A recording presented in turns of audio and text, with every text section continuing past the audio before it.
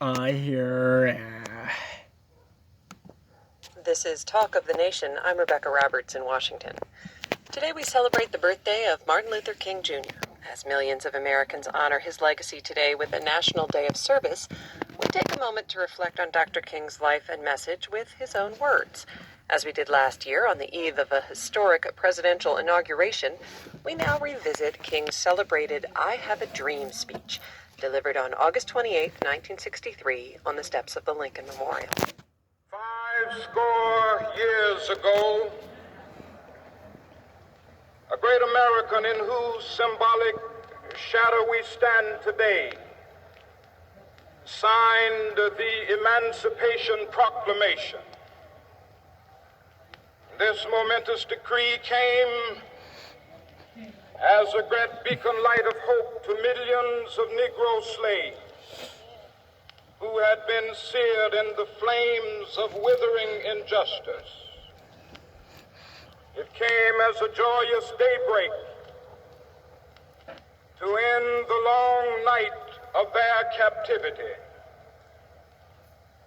But 100 years later, the Negro still is not free. 100 years later,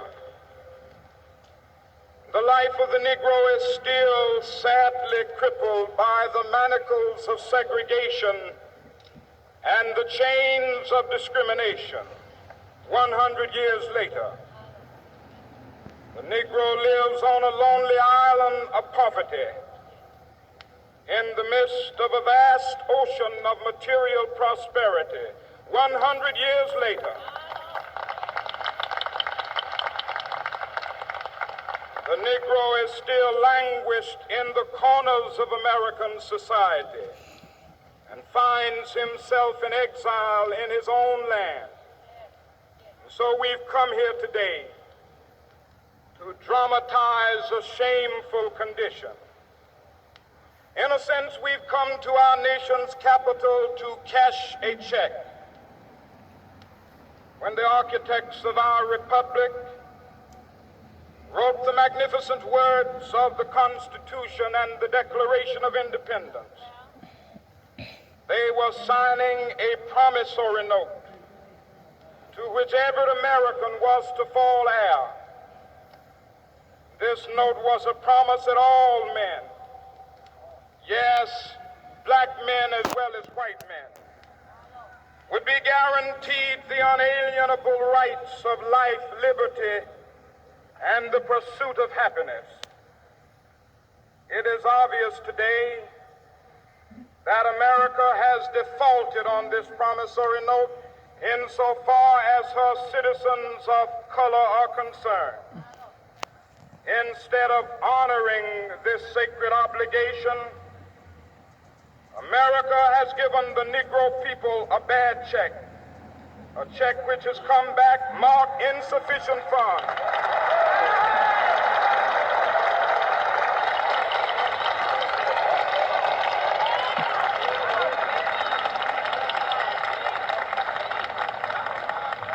But we refuse to believe that the Bank of Justice is bankrupt. We refuse to believe that there are insufficient funds in the great vaults of opportunity of this nation.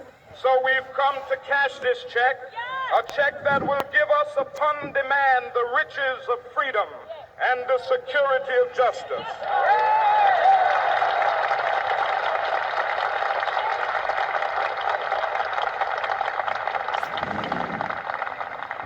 We have also come to this hallowed spot to remind America of the fierce urgency of now. This is no time to engage in the luxury of cooling off or to take the tranquilizing drug of gradualism.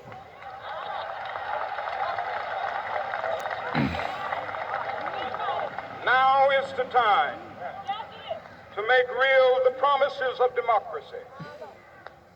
Now is the time to rise from the dark and desolate valley of segregation to the sunlit path of racial justice. Now is the time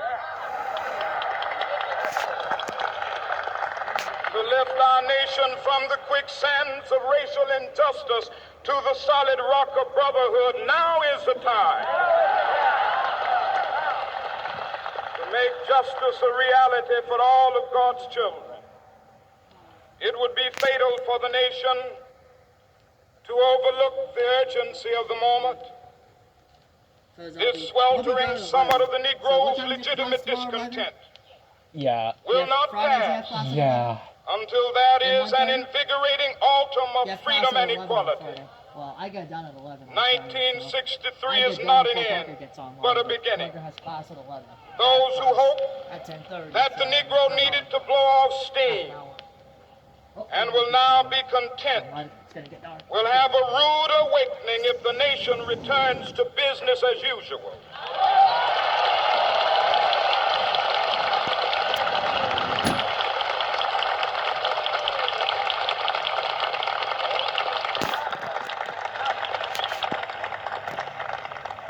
There will be neither rest nor tranquility in America until the Negro is granted his citizenship rights. The whirlwinds of revolt will continue to shake the foundations of our nation until the bright day of justice emerges. But that is something that I must say to my people who stand on the warm threshold which leads into the palace of justice. In the process of gaining our rightful place, we must not be guilty of wrongful deeds.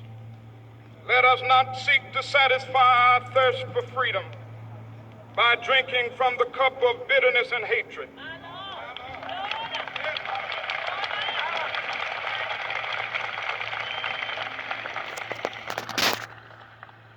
We must forever conduct our struggle on the high plane of dignity and discipline. We must not allow our creative protests to degenerate into physical violence. Again and again, we must rise to the majestic heights of meeting physical force with soul force. The marvelous new militancy which has engulfed the Negro community must not lead us to a distrust of all white people. For many of our white brothers, as evidenced by their presence here today, have come to realize that their destiny is tied up with our destiny.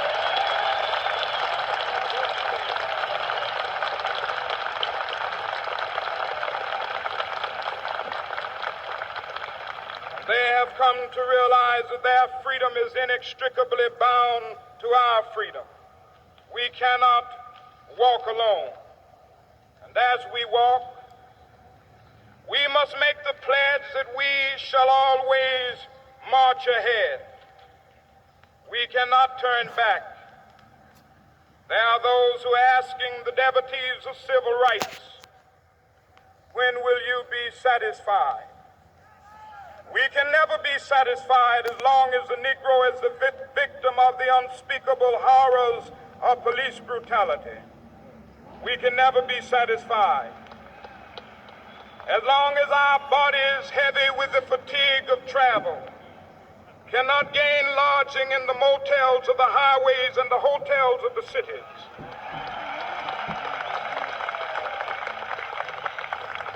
We cannot be satisfied as long as the Negro's basic mobility is from a smaller ghetto to a larger one. We can never be satisfied as long as our children are stripped of their selfhood and robbed of their dignity by signs stating for whites only.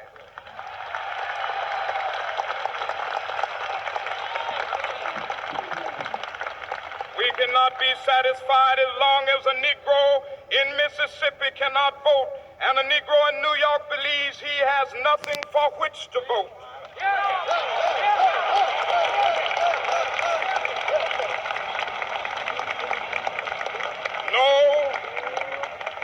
No, we are not satisfied, and we will not be satisfied until justice rolls down like waters and righteousness like a mighty stream.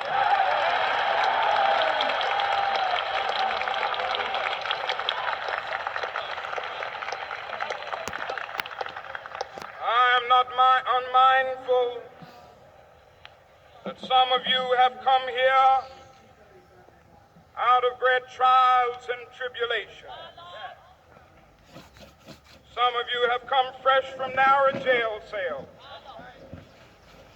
Some of you have come from areas where your quest for freedom left you battered by the storms of persecution, staggered by the winds of police brutality. You have been the veterans of creative suffering. Continue to work with the faith that unearned suffering is redemptive. Go back to Mississippi. Go back to Alabama. Go back to South Carolina. Go back to Georgia. Go back to Louisiana. Go back to the slums and ghettos of our northern cities. Knowing that somehow this situation can and will be changed. Let us not wallow in the valley of despair. I say to you today, my friend,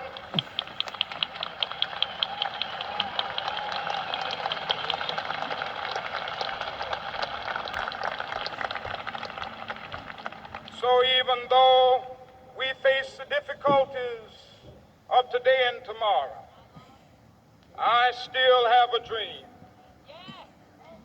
It is a dream deeply rooted in the American dream. I have a dream that one day this nation will rise up, live out the true meaning of its creed. We hold these truths to be self-evident that all men are created equal.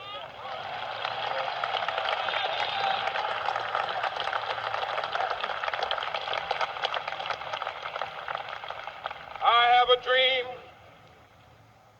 that one day on the red hills of Georgia, the sons of former slaves and the sons of former slave owners will be able to sit down together at the table of brotherhood. I have a dream that one day,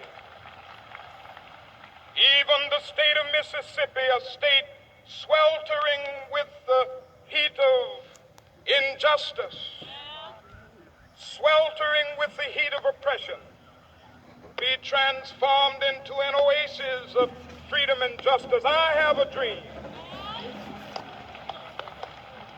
that my four little children will one day live in a nation where they will not be judged by the color of their skin, but by the content of their character. I have a dream today.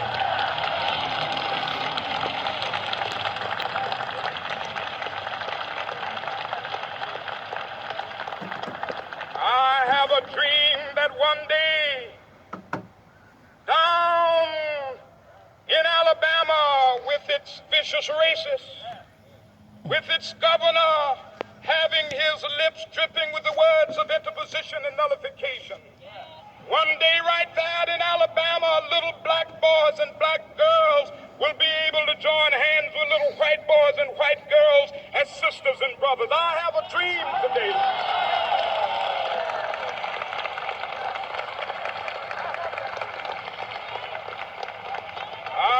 A dream that one day every valley shall be exalted, every hill and mountain shall be made low, the rough places will be made plain, and the crooked places will be made straight, and the glory of the Lord shall be revealed, and all flesh shall see it together. This is our hope. This is a faith that I go back to the South with. With this faith, we will be able to hew out of the mountain of despair a stone of hope. With this faith, we will be able to transform the jangling discords of our nation into a beautiful symphony of brotherhood. With this faith, we will be able to work together, to pray together, to struggle together, to go to jail together, to stand up for freedom together, knowing that we will be free one day. This will be the day. This will be the day when all of God's children will be able to sing with new meaning, "My country, tears of thee. Sweet land of liberty, of thee I sing. Land where my fathers died, land of the every mountainside. Let freedom ring, and if America is to be a great nation, this must become true. So let freedom ring from the prodigious hilltops of New Hampshire. Let freedom ring from the mighty mountains of New York. Let freedom ring from the heightening Alleghenies of Pennsylvania. Let freedom ring from the snow-capped Rockies of Colorado. Let freedom ring from the curvaceous slopes of California. But not only that, let freedom ring from Stone Mountain of Georgia. Let freedom ring from Lookout Mountain of Tennessee. Let freedom ring from every hill and molehill of Mississippi, from every mountainside. Let freedom ring, and when this happens, when we allow freedom ring, when we let it ring from every village and every hamlet, from every state and every city, we will be able to speed up that day when all of God's children, black men and white men, Jews and Gentiles, Protestants and Catholics, will be able to join hands and sing in the words of the old Negro spiritual, free at last, free at last. Thank God Almighty, we are free at last. That is, of course, Dr. Martin Luther King Jr. delivering his iconic speech on the steps of the Lincoln Memorial on August 28, 1963.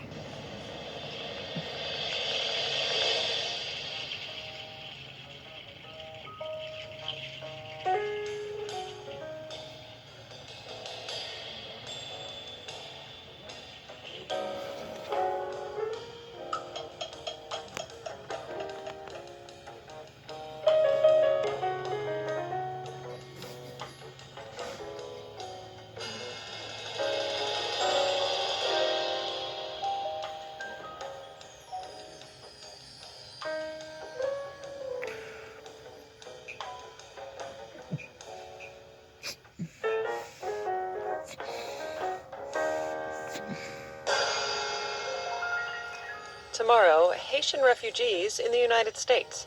Did the Obama administration go far enough with a temporary legal status?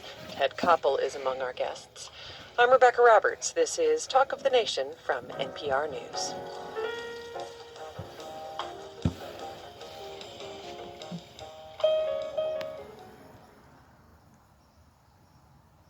And now, more from NPR. Live from NPR News, I'm Jack Speer. President-elect Joe Biden is unveiling a nearly $2 trillion plan aimed at bringing new urgency to the nation's coronavirus vaccination effort, as well as proposing another round of economic relief for Americans hard hit by fallout from the coronavirus.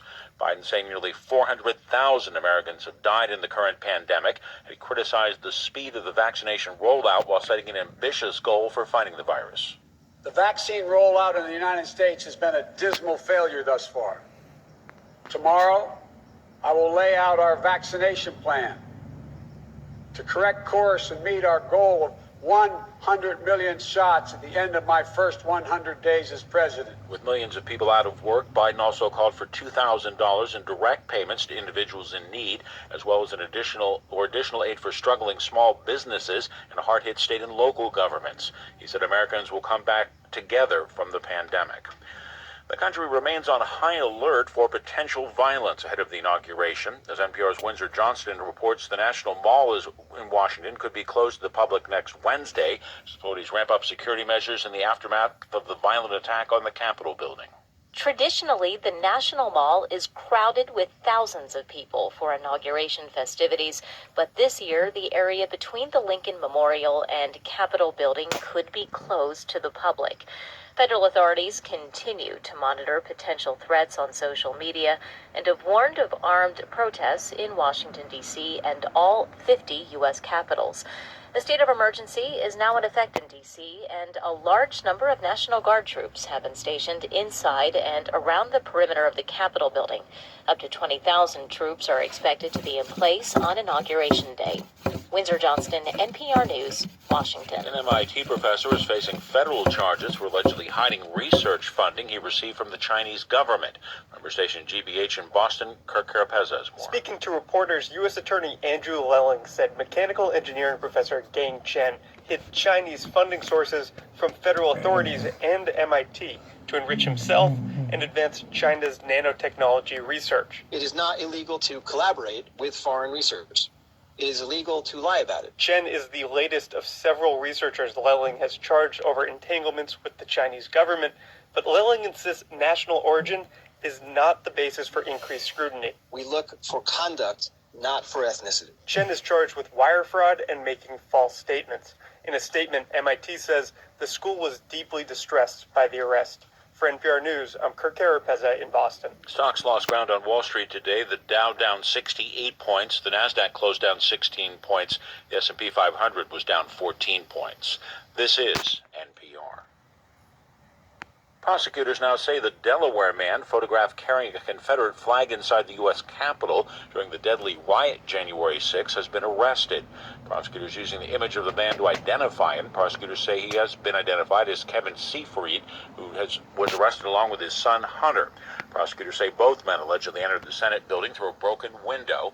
In addition to being charged with unlawfully entering a restricted building, the pair also face charges of disorderly conduct on Capitol grounds. The FBI apparently found the pair after the man's son bragged to a co-worker about being inside the Capitol building with his father. Federal scientists confirmed 2020